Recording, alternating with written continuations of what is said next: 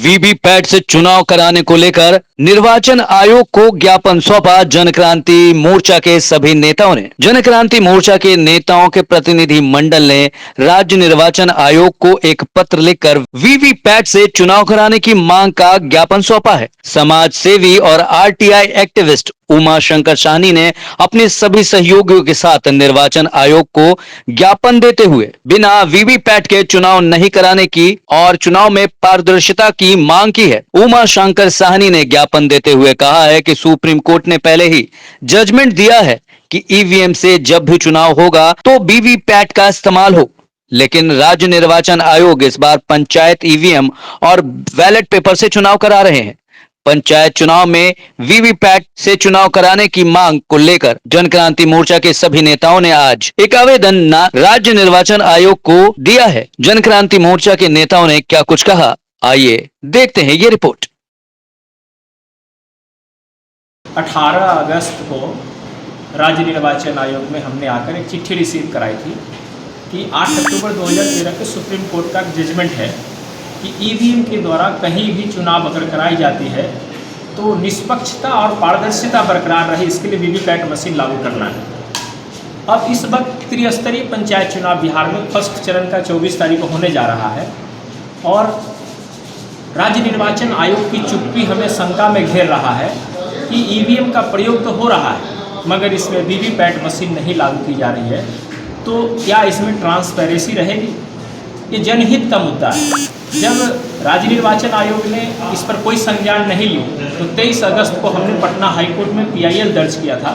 31 को उसका बहस होने वाली थी, नहीं हो पाया, तो हमने प्रेयर लेटर डलवाया तो रजिस्ट्रार ने फ़ोन करके डेट दिया कि मंडे को सुनवाई होगी और मंडे को संजय कोरोल और चीफ जस्टिस और मुख्य न्यायाधीश S कुमार के बेंच ने ये जजमेंट दिया कि सुप्रीम कोर्ट के अलावा हम अलग से इस केसेस में जजमेंट नहीं दे सकते। जो ऑलरेडी सुप्रीम कोर्ट का जो निर्देश है उसको राज्य निर्वाचन आयोग को अमल करना चाहिए और आप ये जजमेंट की कॉपी लेकर जाइए, खुद निर्वाचन आयोग से मिलकर उसको अमल करने की बातें कीजिए।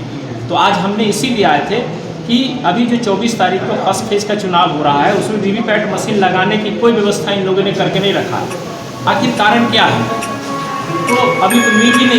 अगर पर्याप्त मात्रा में अगर अवेलेबल नहीं है तो हमारा ये कहना है कि आप बैलेट पेपर से चुनाव करा लीजिए और बैलेट पेपर से भी अगर आप चुनाव नहीं करा सकते हैं, आप शॉर्ट टाइम में मैनेजमेंट नहीं कर सकते इसका भी, तो आप चुनाव को स्टे कर दीजिए और पूरी तैयारी के साथ चुनाव कराइए। क्योंकि ये केवल चुनाव कराने का मामला नहीं है, पंचायत चुनाव ये आम लोगों के मौलिक अधिकार का जुड़ा हुआ मामला है।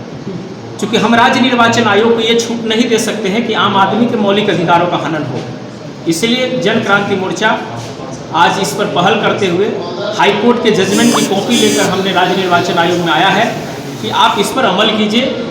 और हाईकोर्ट ने तो यहाँ तक निर्देश दिया है कि याचिकाकर्ता जो है उसका मानसिक हरास जो हुआ है या फाइनेंशियली हरास हुआ है, वो सारे हरास जो है वो राज्य निर्वाचन आयोग को देना है। जजमेंट की कॉपी मैंने अभी दिया है निर्वाचन में। क्या यहाँ से बात हुई, क्या बोला गया?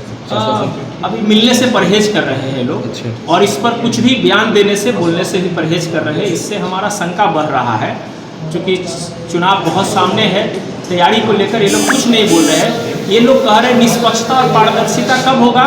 जब बायोमेट्रिक सिस्टम लगेगा। अरे बायोमेट्रिक सिस्टम से आधार कार्ड का वेरिफिकेशन से क्या लेना देना है? सबसे बड़ी बात है कि हम ईवीएम में बटन दबा रहे हैं, वो वोट किसको गया, इसके लिए वीवीपैट मशीन लागू किया गया था कि उसमें पर्ची गिरेगा। इन केस ऑफ डिस्प्यूट, अगर कोई ऐसा मामला होता है तो ईवीएम की गिनती की जाएगी और पर्ची की मिलान की जाएगी। ऐसा सुप्रीम कोर्ट का निर्देश है, मगर इस बार सुप्रीम कोर्ट के निर्देश पर अमल करते हुए राज्य निर्वाचन आयोग नहीं दिखाई दे रहा है। डॉक्टर उमा शंकर साहनी, राष्ट्रीय संयोजक जनक्रांति मोर्चा।